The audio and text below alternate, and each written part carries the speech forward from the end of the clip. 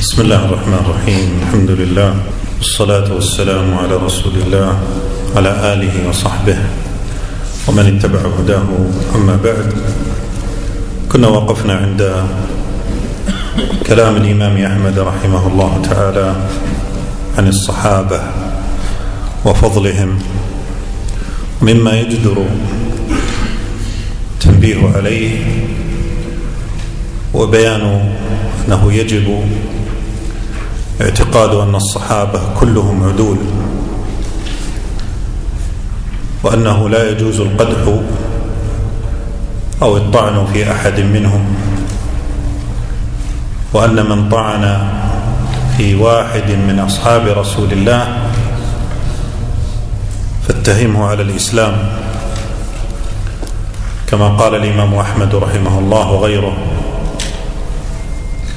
وجاء في الحديث: لا تسبوا أصحابي. وقال عليه الصلاة والسلام: من سب أصحابي فعليه لعنة الله والملائكة والناس أجمعين. ومما يجب في حق الصحابة عدم الخوض في الفتنة التي كانت بينهم، كما يفعل بعض القصاص ممن يعقد الأشرطة والمحاضرات عن الخلاف بين الصحابة ومعركة الجمل وغيرها. فالواجب عدم الخوض في مثل ما حصل بين الصحابة، وهذا مذهب السلف، إلا لحاجة من أهل العلم للرد على من طعن في أصحاب رسول الله عليه الصلاة والسلام. The Sheikh, حفظه الله تعالى, he mentioned, after praising Allah wa ta'ala, beseeching Allah to send a salat and a salam from the Messenger of Allah sallallahu alayhi wa sallam, his family and his companions all together. As to proceed, he said that we stopped at the speech of Imam Ahmad rahimahullah regarding the Sahaba and their virtue. And from that which is befitting that we draw attention to when speaking about this affair is the obligation of believing that all of the Sahaba, they are trustworthy and upright, and that it's not permissible to revile and speak evil about a single one of the Sahaba. And whoever speaks bad or reviles a single one of the Sahaba, then you can accuse him as it relates to his Islam. His Islam is in question. He says, and this is based upon what has come on the authority of Ahmad and others from the hadith of the Messenger of Allah alayhi wasallam, in which he said, do not revile my companions. And likewise he said alayhi wasallam that whoever reviles my companions, upon them is the curse of Allah, the angels, and all of those who invoke curses. And likewise, it is not permissible to delve deep into the fitna that occurred between the companions, as is done by some of the storytellers, those people who they make series of lectures and tapes speaking about the schisms that occurred between the companions. From that they speak about the battle of the camel, and other than that, it is not permissible to delve into these matters unless it be in order to rebut and to refute the people of deviation in this regard, as is done by the people of knowledge in this issue. ثم قال الإمام أحمد رحمه الله: والسمع والطاعة للأئمة وأمير المؤمنين البر والفاجر، ومن ولي الخلافة واجتمع الناس عليه ورضوا به، ومن غلبهم بالسيف حتى صار خليفة وسمي أمير المؤمنين. Then Imam Ahmad rahimahullah goes on to mention, and hearing and obeying the leaders and the emir of the believers, whether righteous or sinful, from amongst those who come into power with the khilafah, and with respect to whom the people have agreed and united themselves and are pleased with him, as well as hearing and obeying the one who fought against the people with the sword and conquered them until he became the Khalifa and was named by way of that chief of the believers. هذه المسألة والخلاف فيها وكما قال ابن القيم رحمه الله فتنة إلى آخر الدهر في قضية مخالفة في معاملة ولاة الأمر والخروج عليهم، وأنه مفتاح كبير للفتن وإضعاف الدول الإسلامية. ولذلك جاءت الوصايا الكثيرة في الكتاب وأحاديث كثيرة متواترة في سنة النبي صلى الله عليه وسلم في بيان حقوق ولاة الأمر. وهذا من معتقد أهل السنة والجماعة وأجمعوا عليه ويذكرونه في عقائدهم، وهو قضية السمع والطاعة لولاة الأمر وإن جاروا. وهذا ما دلت عليه النصوص الشرعية. وأشار في هذه الفقرة إلى طرق التولي، طرق أخذ الولاية، وكيف يكون الأمير أميرا أو الحاكم حاكما.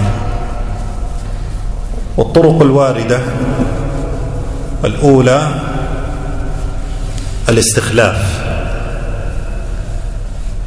بأن يأتي الأمير فيستخلف غيره، وهو ما يسمى بولي العهد. وهذا حصل من أبي بكر لعمر رضي الله عنهما. والثانية الاختيار، اختيار أهل الحل والعقد، يجتمع علماء كبار القوم يختارون واليا. وهذا حصل أساسا في ولاية أبي بكر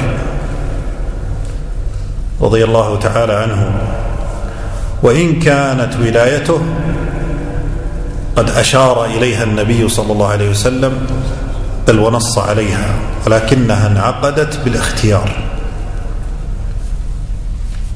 والطريقة الثالثة وهي في أصلها غير شرعية، ولكن إن حصلت فيكون الوالي ولي أمر ويجب السمع والطاعة، وهي التغلب،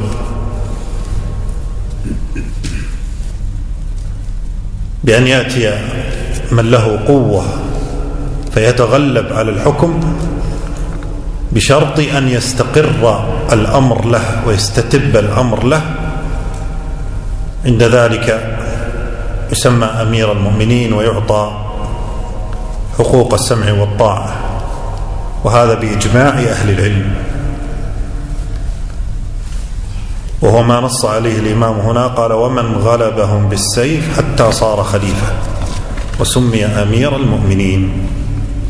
فمن تولى بأحد هذه الطرق أو بغيرها من الطرق المعاصرة الآن، إذا استتب الأمر له فإنه يجب السمع والطاعة له بالمعروف، ولا يطاع في معصية الله. نعم.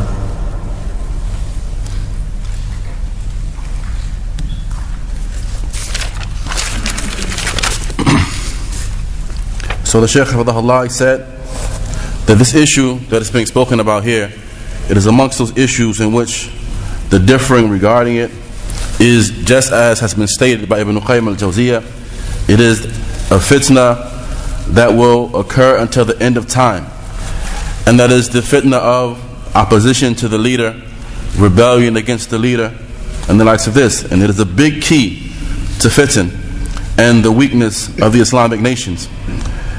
And for this reason, the advice has come in the book of Allah Ta'ala and the Sunnah regarding the rights of the leaders and the obligation to hear and obey them. And it is the creed of as-Sunnah wal Jama'ah. And there is ijma' amongst the Salaf regarding this issue. And they have written books of a creed in which they contain a section dealing with this matter. Even if, or the matter of hearing and obeying the Muslim leader, even if the leader is sinful. And this is something which is proven and established by the text. And this faqra here, the section that we have covered, it deals with the paths by way of which the leader is appointed, meaning the paths of the attainment of leadership. And the first path by way of which the leader is appointed or he attains leadership is that he is appointed by the previous leader before him. So the previous leader, he appoints his successor. And this is what occurred in the affair of Abu Bakr and Umar radiallahu anhuma. And the second method by way of which the leader is appointed is by way of him being selected by Ahl Halb al-Aqdi, like the influential people, the people of knowledge and righteousness amongst the Muslims. They select him and push him forward. And this is something which occurred as it relates to the leadership of Abu Bakr, even though his leadership was alluded to and indicated by way of the Messenger of Allah sallallahu alaihi wasallam. The reality is that the senior companions acknowledged his virtue and they pushed him forward. And the third method, it is not something which is legislated. However, if it occurs and one becomes the leader by way of it, to the point that he is called the chief of the believers, then it is obligatory to hear and obey him. And that is by way of someone overpowering them. He overpowers them by force and strength, and he makes it a condition upon them that the affair of leadership stays with him in his hand. And to the point that the people, they acknowledge that and they call him the chief of the believers. He said, and so if leadership is appointed by way of, or if one attains the leadership by way of this method, then it is obligatory to hear and obey him. And this is by way of the consensus of the people of knowledge.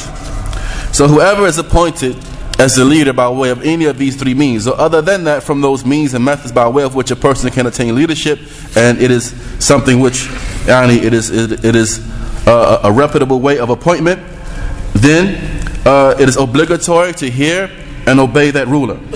And hearing and obey that ruler, and obeying that ruler, it is in that which is ma'ruf, that which is good. For there is no obedience to the creation and disobedience of the Creator. والأحاديث في هذا الموضوع كثيرة عن رسول الله صلى الله عليه وسلم، ومنها حديث ابن مسعود رضي الله تعالى عنه أن النبي صلى الله عليه وسلم قال: ستكون أثرة وأمورا تنكرونها. ستكون أثرة أي استئثار بالحقوق وأخذ، يعني ظلم للرعية، وأمورا تنكرونها يعني جور ومعاصي من ولاة الأمر. فقال الصحابة: فما تأمرنا يا رسول الله؟ فاسمع لقول رسول الله صلى الله عليه وسلم: هل قال قوموا اعملوا مظاهرات، سلوا السيف، قاتلوا، سبوا، العنوا؟ قال عليه الصلاة والسلام: أدوا إليهم حقهم وسلوا الله حقكم. فأمر أولا بأداء الحقوق، بمعنى أن الحقوق ثابتة وواجبة، وهي السمع والطاعة والدعاء لهم وتحريم غيبتهم وأداء حقوقهم، وإن ظلموا واستأثروا وجاروا فحقه باق. طيب ظلمنا؟ قال: لا علاقة، إن حصل الظلم أنتم يجب أداء الحق. وحقوقنا؟ قال: سلوا الله حقكم. وهذه قاعدة نبوية جميلة في قضية معاملة ولاة الأمر. وفي حديث آخر قال: عليهم ما حملوا وعليكم ما حملتم، أي أن الحقين غير متلازمين، بمعنى أنه يجب عليك السمع والطاعة ولا علاقة لك بظلمه وجوره، جار أم عدل يجب عليك السمع والطاعة، ولكن لا تطيعه في معصية. وهو يجب عليه العدل، فإن ظلم فالله يحاسبه، لا يعني أنك ما تعطيه حقه. عليهم ما حملوا من العدل وعليكم ما حملتم من السمع والطاعة. ومثاله من باب التقريب: أنت وحق الوالد عليه حق تربيتك، فإن قصر في تربيتك لا يعني أنك لا تصله ولا تبره، يجب عليك بره ولو ظلمك. وإن جاهداك على أن تشرك بي ما ليس لك به علم فلا تطعهما وصاحبهما، حقهما باق، صاحبهما في الدنيا معروف. فكذلك ولي الأمر يجب أداء الحق ولو جار وظلم.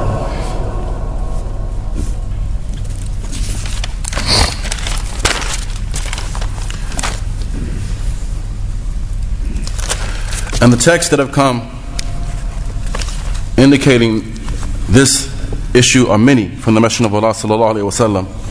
From them there is the hadith of Ibn Mas'ud radiallahu ta'ala anhu, where he said, the Messenger of Allah sallallahu alaihi wasallam said that you're going to see much oppression and wickedness and affairs which you disapprove of.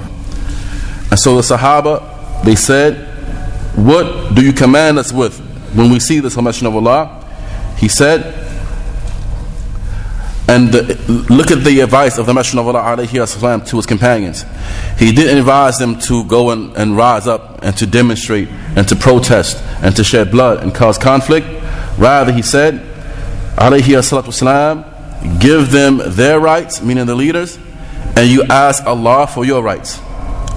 So here we find that the right of the rulers is something which is affirmed. The right of hearing and obeying, and the right of obedience to them, and that which is good. He said, so even if they were to commit wrongdoing, and they were to oppress the people and not give the people their rights, so this shows you that the rights, or now he mentioned another narration in which he said this is a prophetic guideline. It is a prophetic guideline for how to deal with these affairs, the affairs of the rulers. He says, and then in another narration he mentioned, upon them is that which they bear, and upon you is that which you bear. So this shows you that the two rights are not necessarily bound to one another, meaning that you are to hear and obey them even if they did not give you your right. So whether the ruler is upright and just, or whether he is not, he still has a right that is due to him, that is binding upon you. So you give the ruler that which is due to them, and you ask Allah Ta'ala for that which is due to you, even if they commit wrongdoing, and even if they commit sin. He says similar to this, or by way of example, he said the father for its child, for example, upon the father is the affair of tarbiyah and proper cultivation, upbringing of his child. Even if that father falls short in his tarbiyah, and he falls short in giving the child his rights, the child is not to now grow up and become disrespectful towards his father and not give the father his rights. Rather, it is still incumbent upon him to give the rights to his father. He says, and this is of course based upon the statement of Allah Ta'ala, and if your two parents make a jihad against you, if they struggle against you to make you associate with Allah Ta'ala that which you have no knowledge of, then don't obey them, but be to them in this world a goodly companion. So this shows you that the two rights are not necessarily bound. Even if they are oppressive, the rulers are oppressive, you are still to render them the obedience in that which is good. ومن الأمور أيضا مهمة خصوصا في وضع من يعيش في بلاد الكفر، ولي الأمر من شرطه أن يكون مسلما. وأما الكفار فلا ولاية للمسلمين عليهم. ولكن هذا كما ذكر أهل العلم لا يعني الفوضى ولا يعني المظاهرات ولا يعني عدم الطاعة فيما ليس في معصية، لأن هذا يدخل في اعتبارات شرعية مهمة، خصوصا من يعيش في بلاد الكفر. الاعتبار الأول فيما وضعوه من القوانين، ونحن نتكلم عما ليس فيه معصية من الأمور التنظيمية أو المرور مثلا أو أوامر الشرطة أو غيرها، ما يكون فيه مصلحة عامة. الاعتبار الأول أنه لا ضرر ولا ضرار، ولا تلقوا بأيديكم إلى التهلكة. فلا يجوز للإنسان مثلا أن يأتي ويتجاوز إشارة المرور ويقول لا سمع ولا طاعة، لأن فيه ماذا؟ تهلكة. الاعتبار الثاني إظهار أخلاق الإسلام، فينبغي على المسلم أن يكون قدوة في أخلاقه، ولا يكون فوضوي ولا أخلاق ولا تعامل حسن، بل يجعل الأخلاق هي قدوته. ومن أعظم أساليب الدعوة إلى الإسلام إظهار الخلق الحسن. الأمر الثالث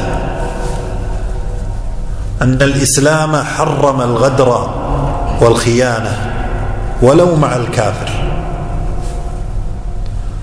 فلا يجوز كما يفعل التكفيريون، يقولون الكفار لا عصمة لمالهم ولا لدمهم، يسفكون الدم الحرام ويقتلون الأبرياء، قد يأخذون الأموال ويقولون الكفار. لا، مغيرة بن شعبة لما أسلم كان في سفر مع رجلين من الكفار، فأخذ أموالهما وأسلم ورجع إلى المدينة. لما جاء إلى النبي صلى الله عليه وسلم قال: أما إسلامك فقبلناه، وأما هذا المال فلا حاجة لنا به، لأنه جاء عن غدر وغير أمانة قبل أن يسلم. وكذلك من الأمور المعتبرة في هذا الباب هو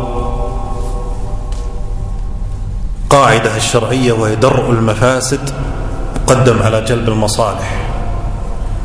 فكل أمر يكون فيه مفسدة مما يخالف الأمور التنظيمية أو غيرها، فلا ينبغي على الإنسان أو يجب على الإنسان أن يدرأ المفاسد.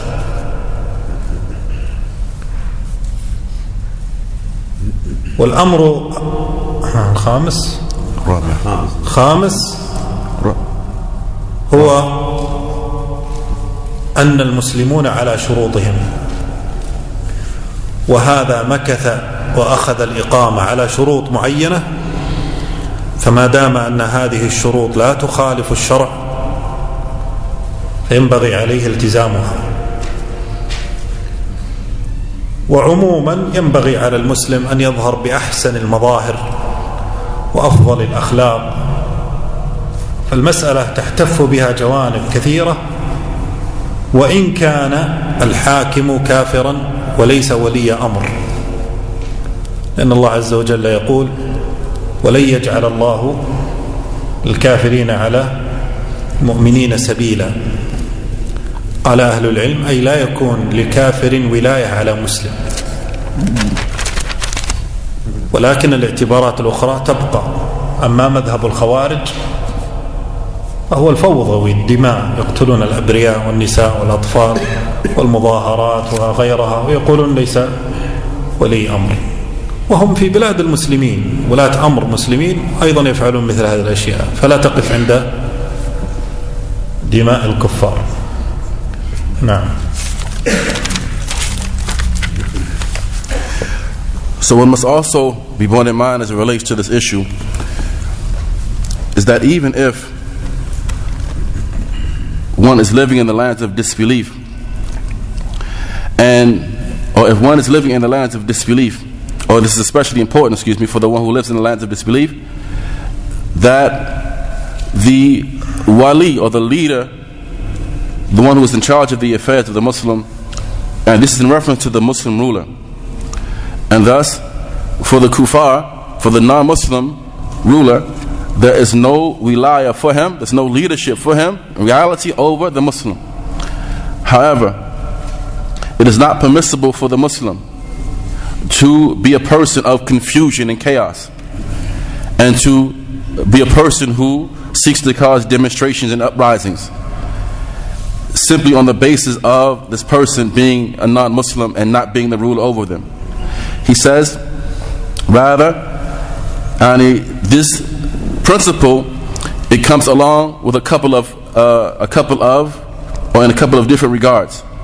The first of them is that it is incumbent upon the Muslim to adhere to those things that bring about a general benefit, such as, for example, traffic laws that are set in place, laws dealing with the authorities and the police and things of this matter. He says, so it's not permissible for the person to, for example, say that he's going to just speed down the street and not obey the traffic laws, and he say, okay, there's no leadership for the kafir over me, so I can disobey the traffic laws and the likes of this. Rather, he must adhere to those, everything that will bring about organizational structure within the community. Secondly, that it is incumbent upon the Muslim to display the characteristics of al-Islam. He must always display the good mannerisms and characteristics of the deen of al-Islam, even in dealing with the non-Muslims. He says, and amongst the best means and methods of da'wah to al-Islam is the good character of the Muslim. So he must always display upright mannerisms and character. Thirdly, that Islam prohibits deception and cheating, even if in dealings with the kuffar. He says, and so it is not like the takfiris say or believe that as long as they are kuffar, that I can deceive them, I can spill their blood, I can take their wealth, and there's nothing due upon me. Rather, it is incumbent upon us to always be upright and just in our dealings, even with the non-Muslims. He says, and Mughira ibn Shu'bah, when he initially embraced Islam, he was traveling along with two men. And these two men that he was traveling along with, he killed them and he took their wealth. And then he embraced Islam and went to the Messenger of Allah sallallahu alaihi wasallam, and he brought their wealth that he had taken from them to the Messenger of Allah alayhi salatu wasalam. And so he said to them, or he said to Mughira, he said that as for your Islam, then we're going to accept this from you. As for this wealth, we have no need for that. I mean, he was not going to accept the wealth from Mughira because it was acquired through ill-gotten gains. I mean, he had taken it from these people by force, and he had deceived them. And so he says, likewise, the fourth affair is this principle from the principles of al-Islam, that repelling that which is harm takes precedence over bringing about that which is beneficial. So therefore, all of that which is corruption, all of that which is harmful, it is incumbent upon the Muslim to repel that and to do away with that and to not embark upon it. Fifthly,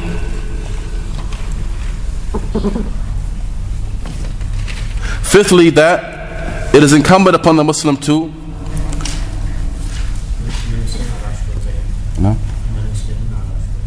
that the Muslims, they are bound to their conditions which they are bound to their conditions which they have agreed to. He says, and so any conditions which they have entered into and agreed upon, as long as they did not oppose the legislation, that it's incumbent upon them to adhere to those conditions that they have set. He says, and so these are some of the principles which must be brought in mind as it relates to this issue. And it is incumbent upon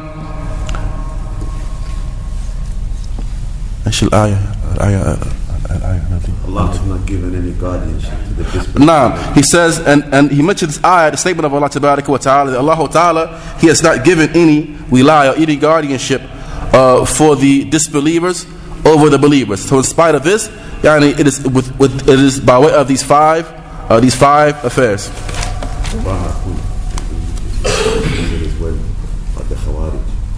Now, so he mentioned as well that what the scholars of tafsir say about this verse, that this means no wilaya, meaning no leadership. The disbelievers will not be leaders over the believers. He says, and so as for that which the Khawarij do, from killing the people and shedding their blood and taking their wealth, and they say that there is no guardianship or leadership for these people over us, then this no doubt is falsehood. He says that even if they are even in the lands of the Muslims, they do it as well. So it is even more so true in this case. في شيء مهم في هذا الباب؟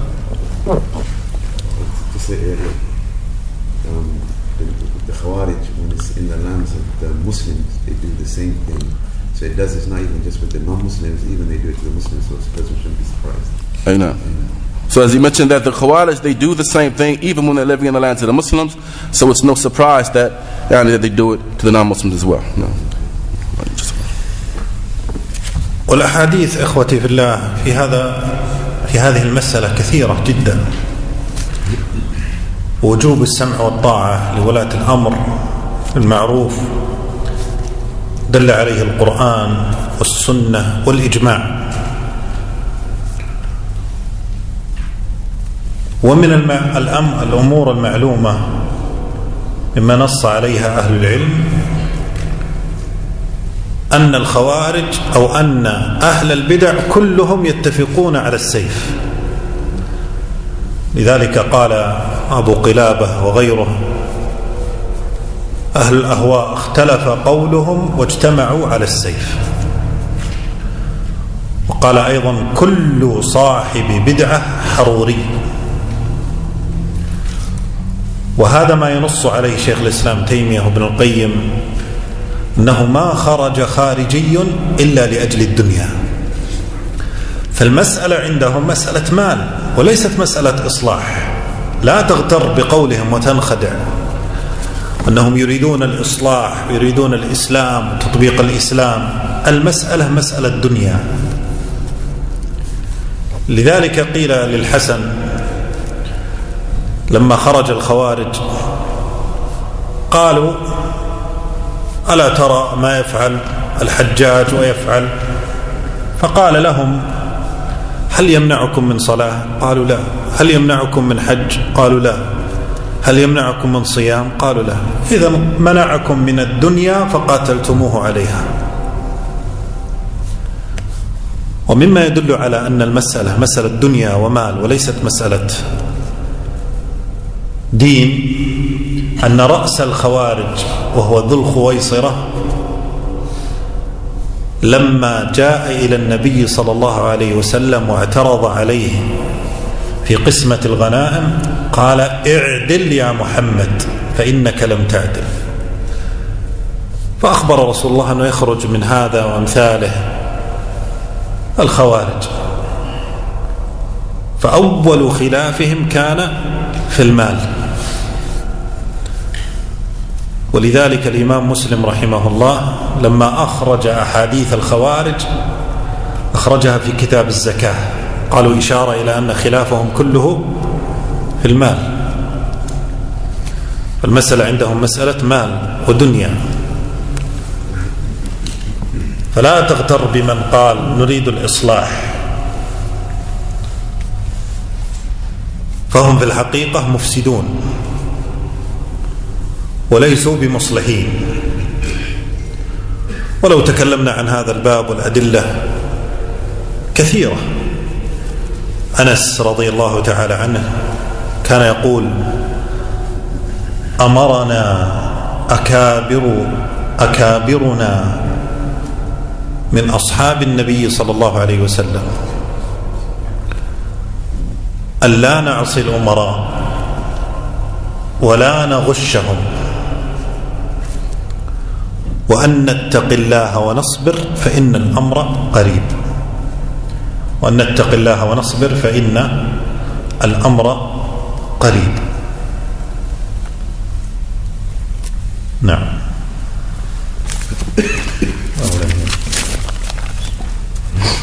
Now, and so the ahadith that have come in this regard are many concerning the affair of hearing and obeying the Muslim ruler. And this is something which is proven and established by the Quran, the Sunnah, and the Ijma'.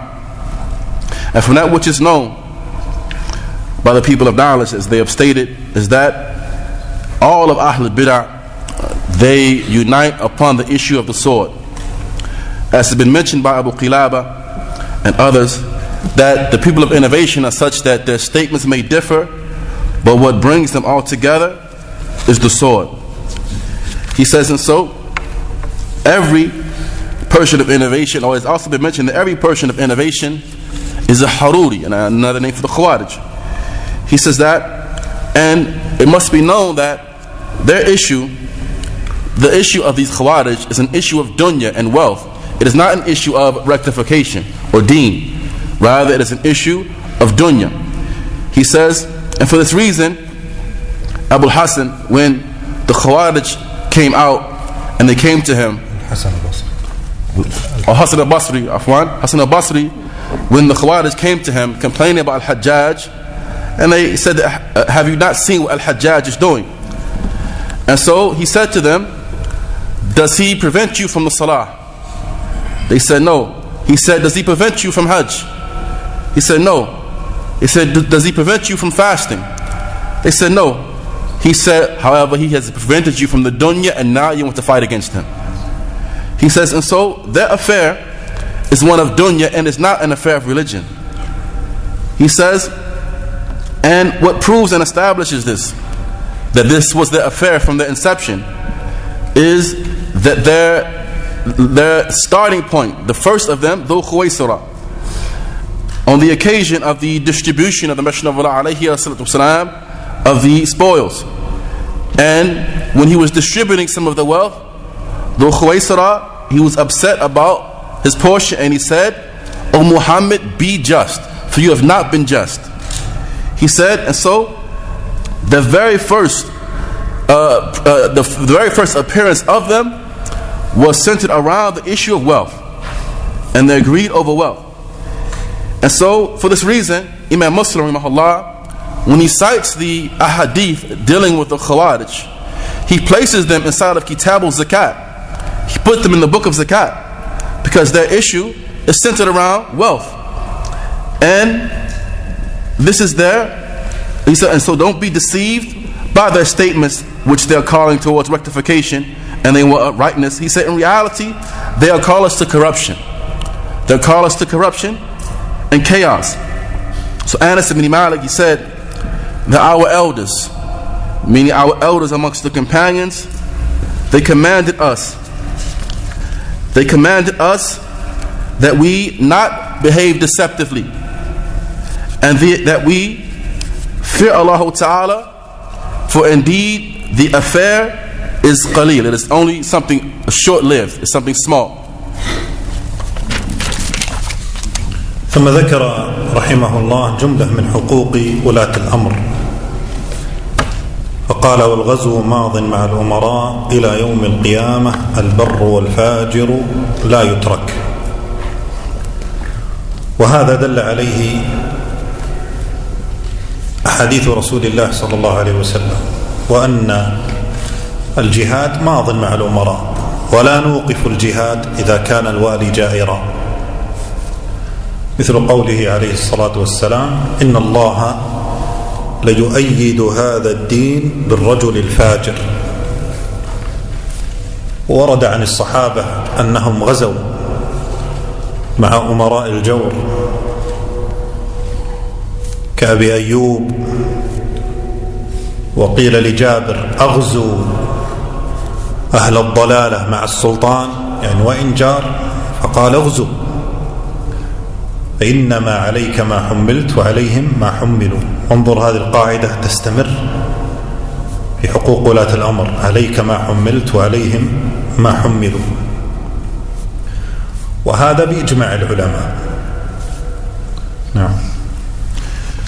Then he goes on to mention generally some of the rights that the rulers have. So he said, alayhi rahmatullah, and participation in battles along with the rulers, be they righteous or sinful, is an everlasting affair until the day of judgment. He says, and this is something which is proven by many of the hadith of the Messenger of Allah sallallahu alaihi wasallam. The fact that jihad is something which is ongoing, it is a right of the ruler even if they are oppressive.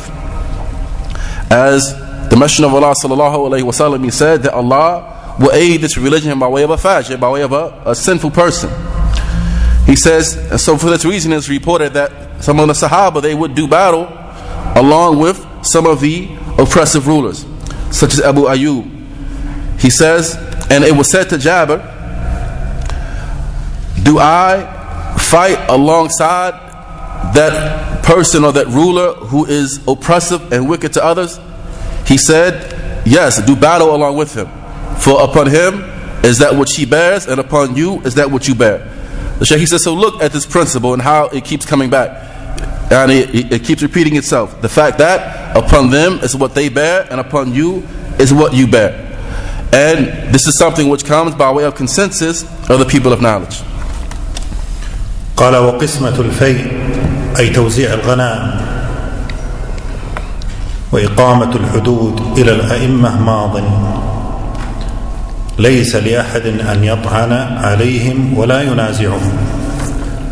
فذكر هنا من حقوقهم قسمة الفيء، توزيع الغنائم، هذا يكون لولاة الأمر،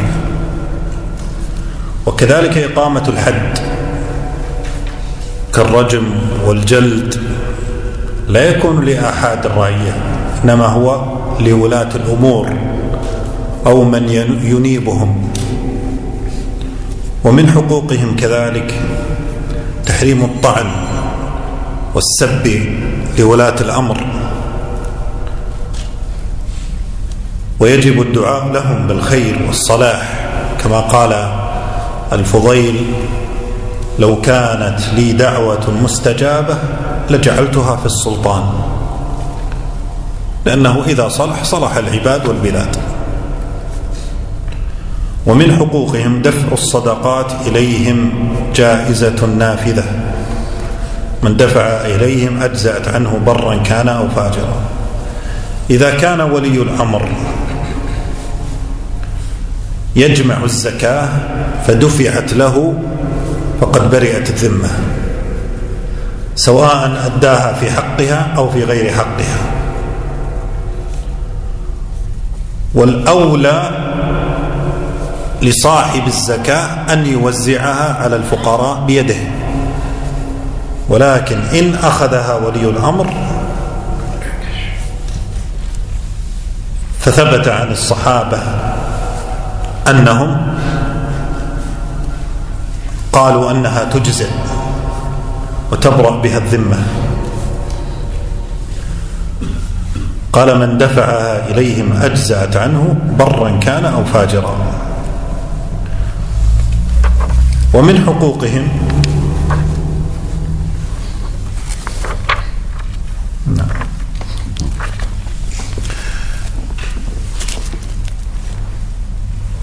Now, and so he goes on to mention that, and the division of the spoils of war and appointing the rulers to establish the prescribed punishments are both everlasting.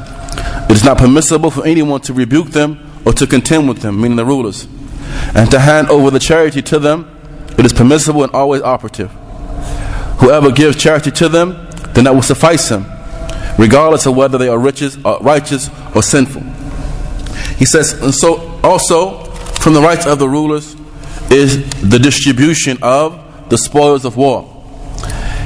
And this is something which is specific to the ruler, as well as the implementation of the prescribed punishments, such as that of stoning and lashing is not something simply for anyone to do. Rather, it is upon the ruler, or it is a right of the ruler or whoever the ruler appoints. Similarly, it is not permissible to revile them or to speak ill about them, and it's incumbent upon us to make dua for them. As Fضيلة mentioned, that if I had a dua that I knew was going to be responded to and answered, I would not make it except for the ruler. Because if the ruler is rectified, then the lands and the people are going to be rectified. As well, giving, rendering to them and paying to them the charity. Meaning that if the ruler collects the zakat, then we are to give it to him. And by way of giving it to him, we will have freed ourselves from blame. Even if he does not do what's supposed to be done with that wealth. He says, well, what is best is that the person who gives zakat takes it himself and gives it to the poor himself directly. This is what is best. However, if the ruler collects it, then we ought to give it to him. As has been mentioned by some of the Sahaba, that they would, when the ruler would come around collecting the zakat revenue, then they would give the zakat directly to the ruler. And this is whether he is righteous or sinful. ومن حقوقهم كذلك أداء الصلوات خلفهم. قال وصلاة الجمعة خلفه وخلف من ولاه جائزة باقية تامة ركعتين من أعادهما فهو مبتدع تارك للآثار مخالف للسنة إلى آخر كلامه. وهذا فيه أن من حق ولي الأمر خصوصا في الصلاة التي لا يقيمها إلا هو كصلاة الجمعة أو صلاة العيدين، كان فيما مضى الذي يصلي بالناس هو الخليفة، فالصلاة تامة ولو كان ظالما جائرا. ومن علامات الابتداع إعادة هاتين الركعتين، يصلي الجمعة مرة أخرى أو الظهر مرة أخرى، من أعادهما فهو مبتدع، لكن بشرطين، أن تعتبر هذه الصلاة تامة بشرطين: أن لا يكون الإمام كافرا كفرا أكبر مخرج من الملة وأقيمت عليه الحجة وأفتى أهل العلم بكفره، الصلاة خلفه باطلة. والثانية أن يقيم الصلاة في وقتها، فإن لم يقيم الصلاة في وقتها فثبت عن النبي صلى الله عليه وسلم أنه قال: تصلي معه نافلة ثم تعيد، أو تصلي الصلاة في وقتها ثم تصلي معه نافلة، حتى لا يحدث الخلاف والفتن وحتى تؤدي الصلاة في وقتها. نعم. Likewise, from the rights of the rulers that is specific to them is prayer alongside them or behind them, as the author mentioned, and performing the Jumu'ah prayer behind them, meaning behind the ruler and behind whoever he appoints, is a permissible and perfect act, and it consists of 2 rak'at. Whoever repeats them after praying behind him is an innovator, one who abandons the narration and an opposer of the Sunnah, and he receives nothing of the reward from the excellence of his attendance of the Jumu'ah prayer, if he does not accept and hold that the prayer is to be observed behind the leaders, whomever they may be, the righteous amongst them and the sinful amongst them. So the Sheikh, he says that this is especially the case with those prayers that are specific to the ruler, those prayers that are specific to the ruler, such as the Jumu'ah prayer, the 2 Eid prayers. He says that these are specific to the ruler, even if he is a wrongdoer and an oppressor. And whoever was to pray it behind him and then go and repeat it thereafter is an innovator. However, the soundness of this prayer has 2 conditions to it. The first condition is that that ruler is not a disbeliever. He is not a kafir with major kufr, by way of which the proof has been established against him by the scholars, and they have ruled upon him that he is a disbeliever. The second is that he prays the prayer in its time. He prays the prayer in its proper time. If he does not pray the prayer in its proper time, then, as the Messenger alayhi said, that one is to pray the prayer with him as a nafila and then go and repeat the prayer. Or he prays the prayer as a supererogatory prayer and he repeats his prayer later. So these are the conditions for that. And it's in order that it would stave off and keep away fitna. قال ومن خرج على إمام من أئمة المسلمين كان الناس اجتمعوا عليه وأقروا له بالخلافة بأي وجه كان بالرضا أو بالغلبة فقد شق هذا الخارج عصا المسلمين وخالف الآثار عن رسول الله صلى الله عليه وسلم فإن مات الخارج عليه مات ميتة جاهلية. كلامه هنا رحمه الله يبين كما ذكرنا سابقا أنه يحرم الخروج على ولاة الأمر وإن جاروا كما دلت عليه النصوص الكثيرة، وأن من خرج عليه أميتته جاهلية كما قاله عليه الصلاة والسلام في حديث ابن عمر بهريرة بن عباس أن من خرج من الطاعة فمات فميتة جاهلية. وهذا يدل على أن الخروج من أعمال أهل الجاهلية وليس من أعمال أهل الإسلام. ولكن ذكر أهل العلم أنه لا يجوز الخروج إلا بشروط، وهذه الشروط يصعب توفرها أو يستحيل. الأول وجود الكفر البواح الظاهر الذي عندنا فيه برهان ودليل، دليل على أن هذا الأمر كفر، ودليل ظاهر أن الحاكم قال به أو فعله،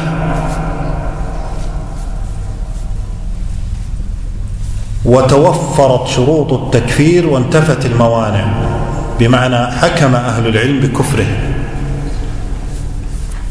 الثاني وجود القدرة والقوة اليقينية وليس الظنية. والثالث عدم حصول مفسدة أعظم، وغالب من خرج في التاريخ كانت المفاسد أكبر وأعظم.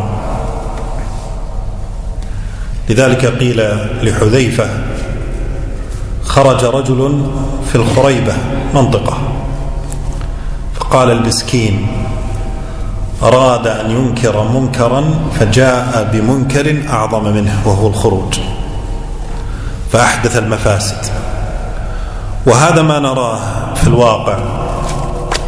كم من بلد خرج الشعب يريدون الإصلاح يقيمون بالمظاهرات، ثم تذهب الدولة والأمن والأمان والأعراض والبيوت ويصبحون مشردين، مثل ما حصل في سوريا أو غيرها من البلاد بسبب مفاسد هؤلاء الخوارج التكفيريون. نعم. He goes on to mention, and whoever revolts against a leader amongst the leaders of the Muslims after the people have agreed upon him and united themselves behind him, and they had affirmed the khilafah for him in whatever way this khilafah may have been, by their pleasure and acceptance or by his force and domination over them, then this revolter has disobeyed the Muslims and has contradicted the narration of the Messenger of Allah sallallahu alaihi wasallam. And if the one who revolted against the ruler died, he will have died the death of ignorance.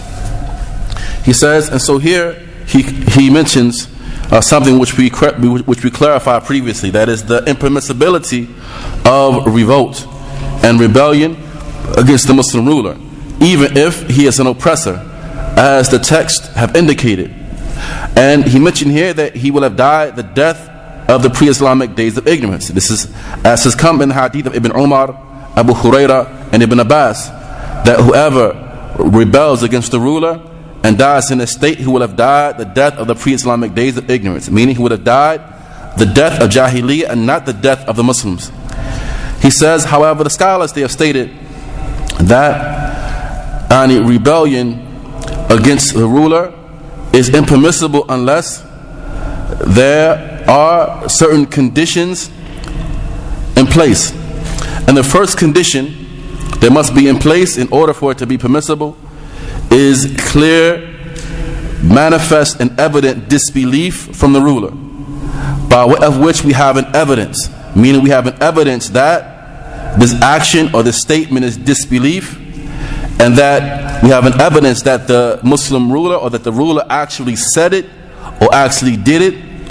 As well, the conditions of takfir are all fulfilled, they are all present, and the absence of preventative factors by way of which the rulers, or by way of which the scholars have ruled and judged upon this ruler that he is a disbeliever. The second condition is certain qudra, that we have the certain ability that we are able to do it. Not speculative ability. A person thinks that we may be able to get away with it, but rather he has certain ensure that they have the ability to remove him. Thirdly, that it will not bring about a corruption that is greater than leaving him in place. And the majority of revolts and uprisings that have occurred throughout history, they are devoid of this condition. They have brought about a greater corruption than would have been had they left him in place. For this reason, we have this narration from Hudayfa that someone wanted to take over. What's the name of the place? Khurayba. And this was this a mantiqa, this area which someone sought to take over. And when this was mentioned to Hudayfa, he said, this miskin, this poor person, he wanted to stop a corruption, and he brought about a greater corruption instead of stopping the corruption that he wanted to stop. He says, and how much corruption has been brought about in the lands, and the safety of the people have been removed, their homes have been destroyed, their blood have been shed, as has occurred in Syria and other places by way of this matter. The people bringing about a greater corruption than would have been in place had they left the affairs as they were. قال ولا يحل قتال السلطان ولا الخروج عليه لأحد من الناس فمن فعل ذلك فهو مبتدع على غير السنة والطريق. وهذا تكلمنا عنه لأن هذا الأمر مخالف لنصوص الشريعة ولأقوال سلف الأمة، وبينا أن أهل البدع كلهم يجتمعون على السيف لأنهم كلهم يريدون الدنيا ولا يريدون الآخرة، فلما أرادوا الدنيا كان مذهب السيف والخروج في أهل البدع جميعا، اختلف قولهم واتفقوا على السيف. نعم. And fighting against the one in power is not lawful, nor is it permissible for anyone amongst the people to revolt against him. Whoever does that is an innovator and is upon other than the Sunnah and the correct path. And we've already spoken regarding this issue, and how this issue is something which is proven by the legislative text. That, and we mentioned how the people of innovation are such that they unite upon the affair of the sword, and that their primary concern is dunya, it is not the hereafter. As Ahl Bid'ah, their statements differ, but they unite upon the issue of the sword. ثم انتقل رحمه الله إلى الحديث عن قتال اللصوص والخوارج وقال: وقتال اللصوص والخوارج جائز إذا عرضوا للرجل في نفسه وماله. ولاحظ هنا أن الإمام أحمد رحمه الله، وهو اعتقاد السلف، لما جاء إلى ولاة الأمر حرم قتالهم، ولما جاء إلى الخوارج واللصوص قال يقاتلون ويرد شرهم ويدفع. وهذا من أدلة السلف في أن البدعة شر من المعصية، لأن ولي الأمر الجائر عاصي عنده ظلم، أما هؤلاء الخوارج فمبتدعة، فلما جاء إلى العصاة أمر بالصبر، ولما جاء إلى أهل البدع الخوارج أمر بالقتال، فدل على أن البدعة كما قال السلف أحب إلى إبليس من المعصية.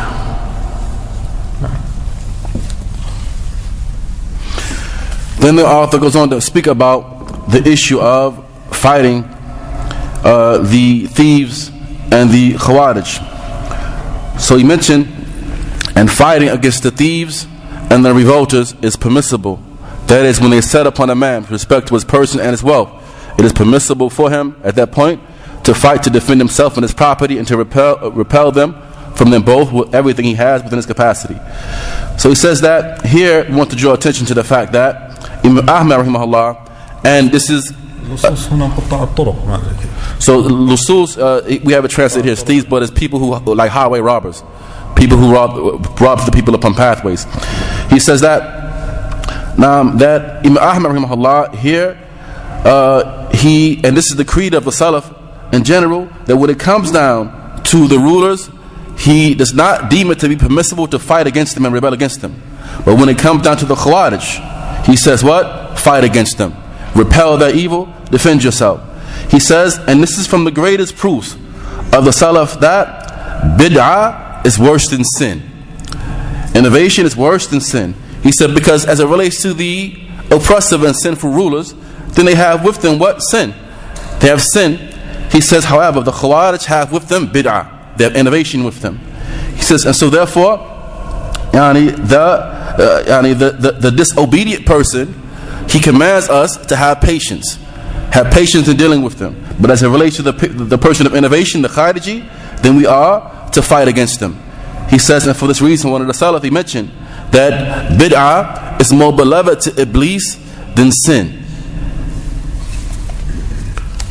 وأما في قتال اللصوص والخوارج أي قطاع الطرق، قال إذا عرضوا للرجل في نفسه وماله فله أن يقاتل عن نفسه وماله ويدفع بما يقدر، وليس له إذا فارقوه أو تركوه أن يطلبهم ولا يتبع آثارهم، ليس لأحد إلا الإمام أو ولاة المسلمين. إلى آخر كلامه رحمه الله. يوضح هنا أن الرجل إذا عرض له هؤلاء الخوارج أو قطاع الطرق فإنه يجوز أن يدافع عن نفسه وعن ماله بما يقدر، بمعنى يدفع الشر عن نفسه. والنصوص فرقت بين أن يقاتل وبين أن يقتل، فلا يجوز له أن يتعمد القتل وهو ليس بحاجة إليه في دفعه عن نفسه إذا كان يقدر بما هو دون ذلك، يطرده، يتكلم عليه، يصرخ عليه، يهرب، يدفعه بما يستطيع، ينادي عليه حمزة. فالشاهد أنه لا يقتله وإنما يقاتله ويدفعه بما يستطيع. قال وينوي بجهده أن لا يقتل أحدا حتى وإن كان هذا المعتدي،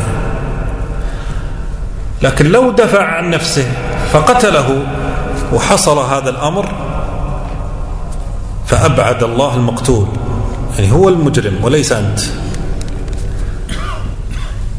وإن قتل هو وهو يدافع عن نفسه فهو شهيد، لكن بشرط أن لا ينوي في دفعه القتل، يدفعه بالأقل فالأعلى، يعني يبدأ بالأقل ثم الأعلى حتى يدفع عن نفسه.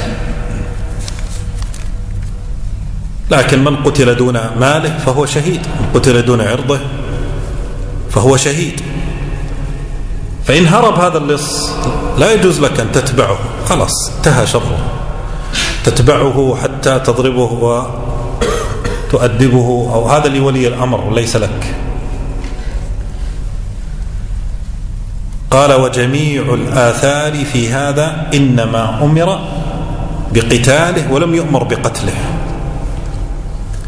حتى لو جرح وأصيب وأن تدافع خلاص ما يجوز لك أن تكمل عليه وتقتله. طيب هل يجوز لي أن أقيم الحد عليه؟ سارق اقطع يده، هذا من حقوق ولي الأمر وليس لك، ولكن تستطيع أن ترفع أمره إلى ولاة الأمر أو المسؤولين أو من يدفع هؤلاء المجرمين. واضح شيخ؟ واضح شيخ.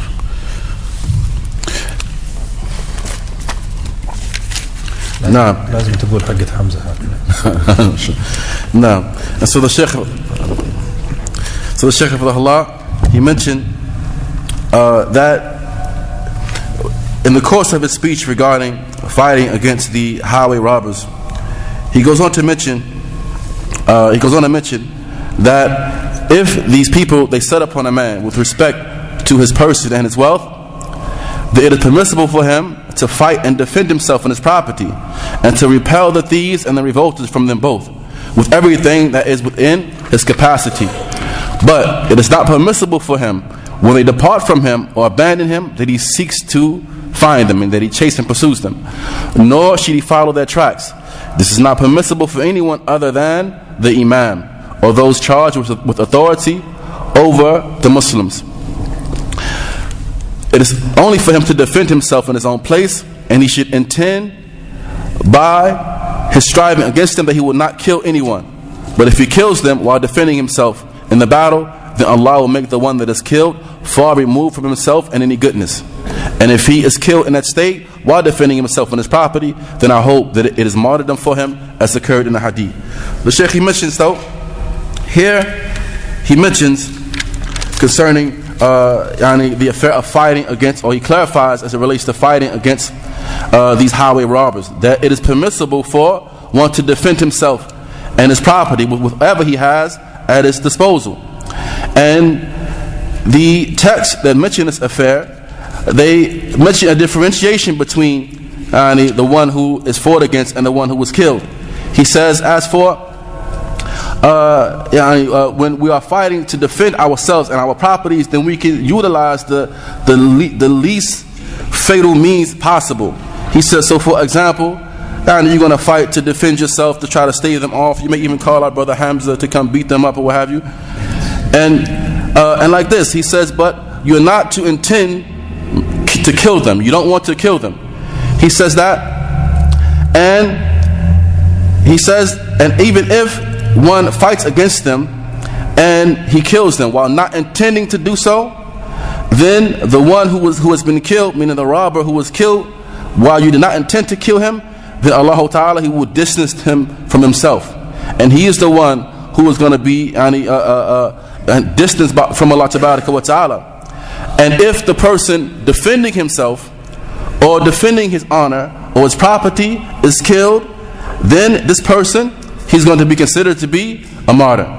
As is come in the narration that whoever is killed defending himself is a martyr. Whoever is killed defending his honor, he is a martyr.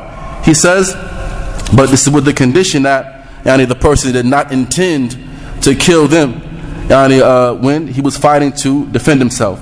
He says, and so we are to repel them with the least means possible. You start at the lowest point, and if that doesn't stop them, then you can go a little high until their harm is stopped. He says, and if they run away from you, then it is not permissible for you to chase them. You don't pursue them. He says, this is something which is for the Muslim ruler to do. He said, but you can raise this affair to the Muslim ruler. And if you have him subdued, then you don't seek to finish him off. You don't seek to finish him off. This is something which, again, is for the Muslim ruler. It is a prescribed punishment. So is it permissible for us, for example, if we catch a thief, for us ourselves to cut his hand off? No, this is something which is for the Muslim ruler. He says, and so you can raise his affair to the ruler and report him to the ruler and let the ruler deal with him accordingly. ثم قال رحمه الله ولا نشهد على أحد من أهل القبلة بعمل يعمله بجنة ولا نار نرجو للصالح ونخاف عليه ونخاف على المسيء المذنب ونرجو له الرحمة. هذا هو الأصل في من كان من أهل القبلة من أهل الإسلام، أن لا نشهد عليه لا بجنة ولا بنار، ولكن نرجو له الخير ونخاف عليه، نرجو له الجنة ورحمة الله ونخاف عليه عذابه، لأن مآل العبد وما في قلبه لا يعلمه إلا الله عز وجل.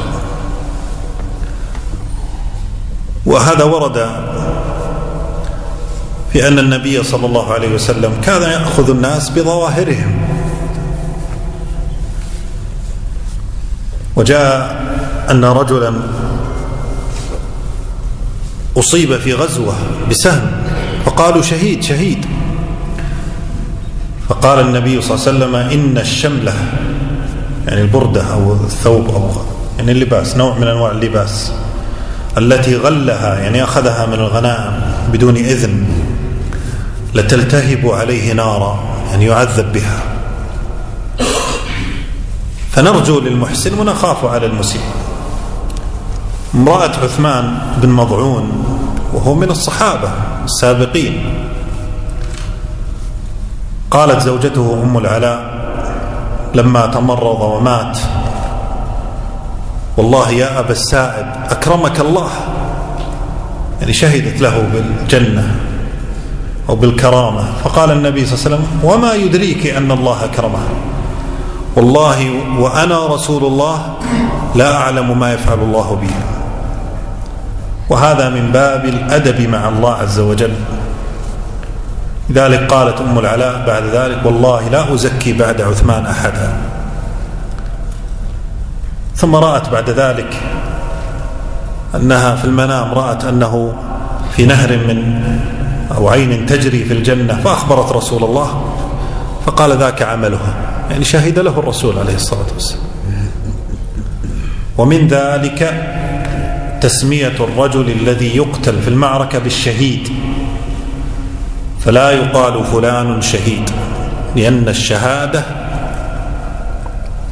معناه دخول الجنة، فلا يشهد لأحد إلا من جاء النص بأنه شهيد، ولا يحكم لأحد بالجنة إلا من جاء النص بأنه من أهل الجنة، والصحابة كلهم في الجنة. وذكر شيخ الإسلام رحمه الله، وهو قول بعض أهل العلم، أنه يجوز أن يشهد لمعين بالجنة من المتأخرين إذا استفاض خيره وفضله. واستدل بقوله عليه الصلاة والسلام: أنتم شهداء الله في الأرض. وقال: تكادون أن تعرفوا أهل الجنة من أهل النار. قالوا: بما يا رسول الله؟ قال: بالثناء الحسن والذكر السيء. ولذلك ورد عن بعض السلف أنهم قالوا: أحمد بن حنبل في الجنة من هذا الباب. لكن الأصل عند أهل السنة أنه نرجو للمحسن ونخاف على المسيء ونكل سرائرهم إلى الله عز وجل. نعم.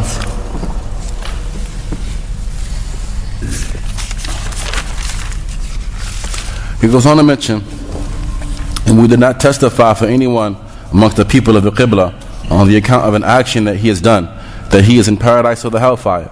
We have hope for the righteous one, and we fear for him, and we fear for the evil and sinful person, and we hope in the mercy of Allah for him.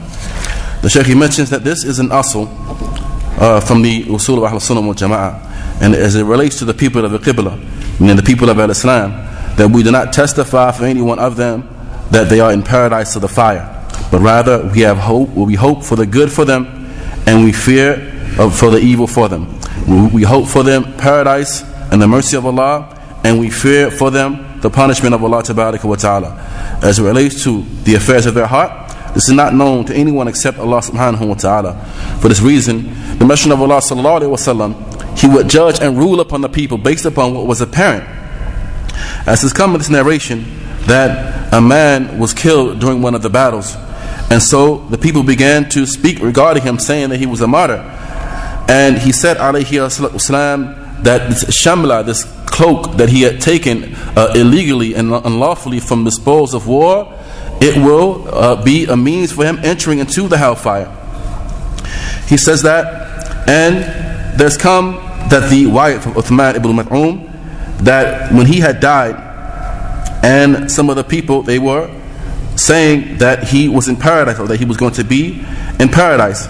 And the Messenger of Allah alayhi wasalam, he said, what makes you know that he's going to be in paradise? He said, by Allah, I am the Messenger of Allah, and I don't know what Allah is going to do with me. He says, and so the narrator, he mentioned that after hearing this from the Messenger of Allah alayhi wasalam, I have not given anyone tazkiyah after Uthman. He says, however, later, his wife came and she said that she saw in a dream that he was in paradise, and the Messenger of Allah alayhi wasalam, he said that this is his affair. He said, "Naam." So as it relates to specific people, that then we do not testify, we not say that anyone is a martyr, or that anyone is going to be in paradise. We don't call a person who may have died, for example, in battle, we don't say outright that he's a martyr. He said because martyrdom is equivalent to entrance into paradise. He said, so this is like saying that he's in paradise, unless we have textual evidence that this person is a martyr. He says, that this person is a martyr. He says, that this person is from the people of paradise. He said, and in general, all of the Sahaba are in paradise. He says, and Shaykh al-Islam Ibn Taymiyyah rahimahullah, and some of the scholars besides him, they have mentioned that it is permissible for people of latter times to say about a person that if he is a person of abundant goodness, of overwhelming goodness, that this person is a person from the people of paradise. As has come in the narration that the Messenger of Allah said, alayhi wasallam, but you are the witnesses of Allah upon the people of the earth. And when they said, how was that? He said, because you can say by way of the praise and good commendations upon a person, or by way of the critique and ill words, or mentioning the person's bad deeds. He says, so for this reason, some of the Salaf, they would say that Ahmad ibn Hanbal is from the people of paradise. He said, but the Asul is that we don't say about specific people that they are people of paradise or the hellfire, but rather we have hope for them, for the mercy of Allah Ta'ala, entrance to paradise, and we fear for them as it relates to the punishment of Allah and entrance into the fire.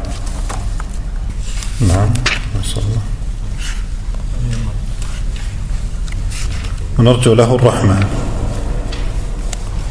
ومن لقي الله بذنب تجب له به النار تائبا غير مصر عليه فإن الله يتوب عليه ويقبل التوبة عن عباده ويعفو عن السيئات. ومن لقيه وقد أقيم عليه حد ذلك الذنب في الدنيا فهو كفارته كما جاء في الخبر عن رسول الله صلى الله عليه وسلم. ومن لقيه مصرا غير تائب من الذنوب التي استوجب بها العقوبة فأمره إلى الله إن شاء عذبه وإن شاء غفر له. ومن لقيه وهو كافر عذبه ولم يغفر له. هنا يقسم الإمام أحمد رحمه الله تعالى الناس إلى أقسام. قال القسم الأول من لقي الله بذنب وتاب منه فهذا يتوب الله عليه. إذن الأول مذنب تائب وهذا تاب الله عليه. والثاني مذنب أقيم عليه الحد، فالحدود كفارات، وهذا كما في حديث عبادة لما بايع النبي صلى الله عليه وسلم الصحابة قال من أصاب من ذلك شيء فهو كفارة له. والثالث من لقي الله عز وجل مصر على الذنب فهو تحت مشيئة الله، لا كما يقول الخوارج والمعتزلة مخلد في النار. من لقيه مصرا على الذنب فهو تحت المشيئة، إن شاء عذبه وإن شاء عفى عنه، لأن الله عز وجل يغفر الذنوب جميعا إلا من مات على الشرك. ويبقى الرابع أن من مات على الشرك والكفر فهذا يعذبه الله عز وجل ولا يغفر له. إذن القسمة الأولى في أهل الذنوب والمعاصي من أهل الإسلام، فهؤلاء ثلاثة: تائب تاب الله عليه، مذنب أقيم عليه الحدود وكفارات، مذنب مصر مات على الذنب لا نقول في النار ولا نقول في الجنة، نرجو له ونخاف عليه ونقول إن شاء الله عذبه وإن شاء عفى عنه. وأما من مات على الكفر والشرك فهذا لا يغفر الله له وهو من أهل النار. هذا الحكم على العموم. ومن هنا هذه المسألة يخالف فيها الخوارج والمعتزلة، أنهم يقولون كل من ارتكب الذنب فهو كافر. والرد عليهم باختصار: نصوص دلت على أقوام ارتكبوا الذنوب ومع هذا وصفهم الله بالإيمان، أي لم يخرجوا إلى الكفر، كقوله تعالى: وإن طائفتان من مؤمنين اقتتلوا. حصل قتال وسماهم مؤمنين، ما قال كافرين. وقال في الأخير: إنما المؤمنون إخوة، مع أنه حصل بينهم قتال. دليل الثاني في من قتل أخاه، قال الله عز وجل: فمن عفي له من أخيه، مع أنه قاتل سماه أخ له في الدين، بمعنى ليس بكافر. نعم. He mentions, and whoever meets Allah with a sin which will necessitate the fire for him, having repented, not returning back to it, and not being insistent upon it, then Allah the Mighty and Magnificent will turn to him in forgiveness, and Allah accepts repentance from his servants and forgives the evil actions. And whoever meets him after having had the prescribed punishment meted out to him for that particular sin in this world, then that would be its expiation, as occurs in the narration from the Messenger of Allah sallallahu alaihi wasallam. And whoever meets him having persistent upon and not repented from the sins which would necessitate punishment, then his affair is with Allah the Mighty and Magnificent. If he wills, he will punish him, and if he wills, he will forgive him. And whoever meets him as a disbeliever, he will punish him and he will not forgive him. The Sheikh, he mentions that here Imam Ahmad rahimahullah, he categorizes the people into four categories. The first of them is the one who meets Allah Ta'ala, who dies meeting Allah Ta'ala, having sins, but he has repented from those sins. Then this person, Allah Ta'ala will turn to that person and accept his repentance. Why? Because he sinned, but he came to Allah Ta'ala being repentant. The second of them is the one who has had a prescribed punishment meted out to him. That prescribed punishment, it will be an expiation for that sin which he has committed. As is come in this narration, that the one who has the prescribed punishment given to him, it will be an expiation for him. Thirdly, the one who is persistent upon sins. He is persistent upon sins until he meets Allah Ta'ala. For this person, he is under the Mashi'ah of Allah Ta'ala. If Allah wills, he will pardon and forgive him, and if Allah wills, he will punish him in proportion to his sin. And we do not say, as the Khawarij and the Mu'tazila say, that he is the kafir who's going to remain in the hellfire for all eternity. He says, but rather we say that Allah Ta'ala, he forgives all sins. He forgives all sins with the exception of shirk. If a person dies upon sin, he stands a chance of being forgiven for anything except for shirk. The fourth is the person who dies upon shirk and kufr. He dies upon polytheism and disbelief. And this person who dies in this state, Allah Ta'ala will not forgive such a person. He says, and so these are the 4 categories of the people. The first of them is the one who dies with sins, being repentant for those sins, and he will attain, or Allah Ta'ala will accept this person's tawbah. And the second of them is the person who has the prescribed punishment given to him. The prescribed punishment is an expiation for that sin which he fell into.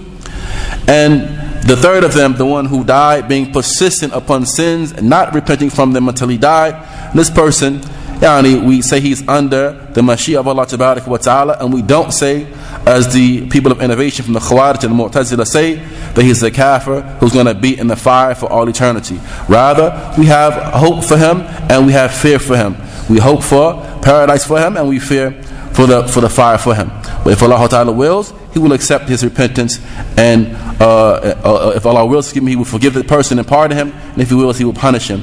And then the fourth is the one who dies upon kufr and shirk. This person, Allah Ta'ala will not forgive. And this person, he is from the people of the fire, and it's a general type of ruling upon these people. As for the Khawarij and the Mu'tazila, then they say that anyone who commits sins is a kafir. He has left the fold of Al-Islam, and he's going to be in the hellfire for all eternity if he dies in that state. And so the summary of the refutation against them is as follows. Firstly, the text that mention that a person who commits sins, he still has iman along with him. From them, there's the statement of Allah Tabaraka wa Ta'ala that if two parties amongst the believers fall to fighting, and He referred to the two parties as what? Believers. He said, then make you peace between them. All the way up until the point where He said, thereafter indeed the believers are brothers. So He referred to them as being believers. He referred to them being brothers, even though they committed this sin of fighting against one another. The second is concerning, or the second evidence is the concern of the individual who kills his Muslim brother. When Allah Ta'ala said concerning him that whoever pardons his brother, so here He affirmed what? Brotherhood for them. He affirmed they are still brothers, even though one committed that sin of murder. نقف نكمل إن شاء الله بعد المغرب. والله أعلم. صلى الله عليه وسلم على نبينا محمد. We'll stop here and we'll continue inshallah ta'ala after Maghrib.